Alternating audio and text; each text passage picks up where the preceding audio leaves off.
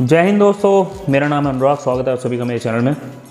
कई बार तुम्हारे दिमाग में आता होगा कि बुलेट 350 में ना तो कोई फीचर देती कंपनी, ना ही सेल्फ देती, ना ड्यूल डिस्क का ऑप्शन देती। इसका रीज़न क्या है?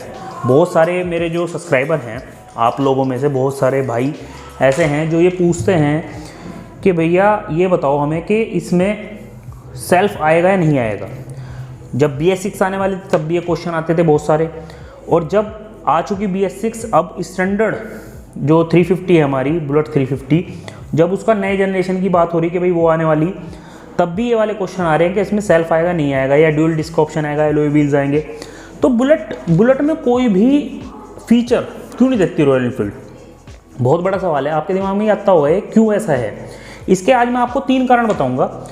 वे 3 कारण हैं जिसकी वजह से रॉयल एनफील्ड कभी भी बुलेट 350 के अंदर कोई भी फीचर्स वगैरह नहीं देती। तो दोस्तों बने रहो मेरे साथ।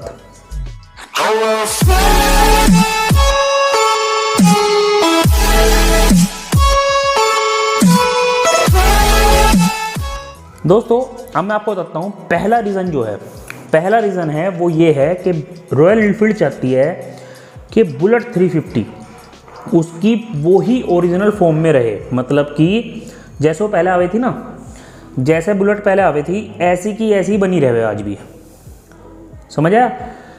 जब बुलेट आज से 50 साल पहले आती थी तब भी उसमें कोई फीचर्स नहीं आता था।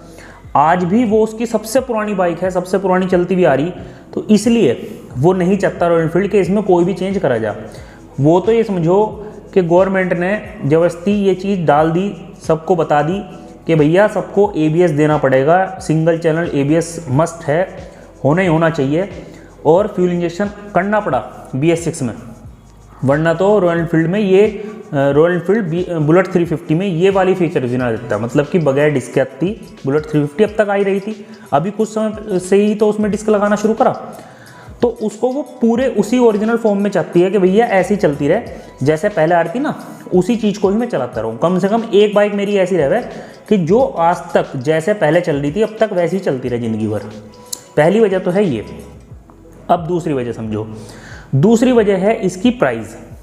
देखो दूसरा जो प्राइस है उसका मेरा कहने का मतलब ये है कि अगर रॉयल एनफील्ड ये ऑप्शन दे देती है कि भैया इसमें सेल्फ भी लगा लो, और इसमें सेल्फ के साथ भी दे देती है, उसको एलॉय व्हील्स के साथ भी दे देती है, तो उसके प्राइस बढ़ जाएंगे। मतलब 20 से 30 हज़ार रुपये उसके इंक्रीज़ हो जाएंगे।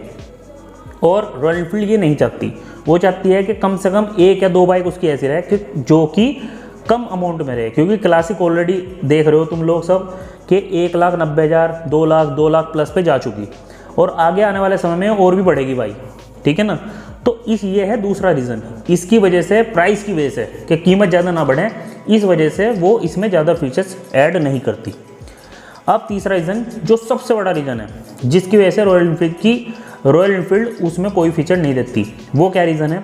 वो है क्लासिक की सेल डाउन हो जाना। क्लासिक 350 आपको शायद पता हो या ना पता हो, तो भाई मैं बता रहा, क्लासिक 350 70% टोटल सेल का 70% बिकता है क्लासिक 350 रॉयल एनफील्ड की।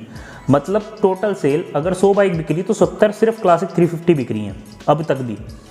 अगर स्टैंडर्ड 350 में सेल्फ आ जाता है, क्योंकि जो आदमी देखो बुलेट पसंद कर रहा है ना, तो वो स्टैंडर्ड 350 ही पसंद करेगा। ब्लैक वाली, वही लाइनिंग वाली, इसमें हाथ से ऐसे लाइनिंग बनती है वो वाली, ये वाली नहीं, ES वाली नहीं, जो स्टैंडर्ड पहली बुलेट वही पुराने वाली काले वाली दूधिया लेके आया करते थे जोन सी, वही वाली, तो उसको ही पसंद करेगा। तो अगर उसमें फीचर्स आ जाते हैं, उसमें एलॉय व्हील आ जाता है, सेल्फ आ जाता है, सारी चीज़ें छोड़ दो, अगर सेल्फ आ जाता है ना तो क्लासिक की सेल कम से कम 20 से 30% डाउन चली जाएगी। ये तय है, बात बिल्कुल पक्की है। और इसी चीज़ की वजह से रॉयल एनफील्ड ऐसा नहीं करता। अब आप सोचोगे अगर सेल उसकी कम होगी तो इसकी तो बढ़ेगी, लेकिन क्लासिक 350 का प्राइस है ज़्यादा और स्टैंडर्ड या बुलेट 350 का प्राइस है कम। काफ़ी फ़र्क है दोनों में। अगर आज की बात मैं करूँ तो 1,60,000 रुपये की ऑन रोड पड़ती है स्टैंडर्ड 350, 1,60,000 1,62,000 रुपये की बिना एसेसरीज़ के। और वहीं पे जो क्लासिक है वो 1,90,000 रुपये से शुरू होती है सिंगल चैनल ABS वाली, और जाती है 2,20,000 2,25,000 रुपये तक की। तो काफ़ी बड़ा फ़र्क आ गया। 30,000 रुपये का फ़र्क तो बेस मॉडल में ही आ गया, और उसके बाद जो अब अगला मॉडल है उसमें 60,000 रुपये तक का फ़र्क जा रहा है। तो इस वजह से जो है रॉयल एनफील्ड ऐसा नहीं करती, क्योंकि जितनी महंगी चीज़ में बिकेगी उतना ही प्रॉफिट उसका होगा। अगर वो कुछ फीचर्स लगा के दे रही है तो उसमें भी उसका मार्जिन जरूर होगा। तो दोस्तों ये 3 कारण थे, मुझे लगता होगा कि आपके समझ में आ गई होगी क्यों नहीं रॉयल एनफील्ड स्टैंडर्ड में किसी भी तरह का फीचर्स देती, बुलेट 350 में किसी भी तरह का self alloy wheel double disc क्यों नहीं देती। यही वजह थी और कोई वजह नहीं है। और आशा करता हूँ भाई आपको अच्छी लगी होगी वीडियो। चैनल मेरा जरूर सब्सक्राइब कर दीजिएगा। और एक मेरा नया चैनल है, मैंने पहले भी आपसे बोला था, अनुराग्स व्लॉग्स के नाम से, उसका लिंक मैं डिस्क्रिप्शन में डाल दूंगा। वो चैनल मेरी लाइफ के ऊपर है, लाइफ स्टाइल व्लॉग्स में उसमें डालूंगा। अगर आपने वो चैनल सब्सक्राइब नहीं किया तो प्लीज़ यार उसको कर लो, क्योंकि उसमें आपकी ही सपोर्ट मुझे चाहिए। तो दोस्तों ये थी मेरी वीडियो, आशा करता हूँ आपको अच्छी लगी होगी। आज के लिए इतना ही। जय हिंद, टेक केयर।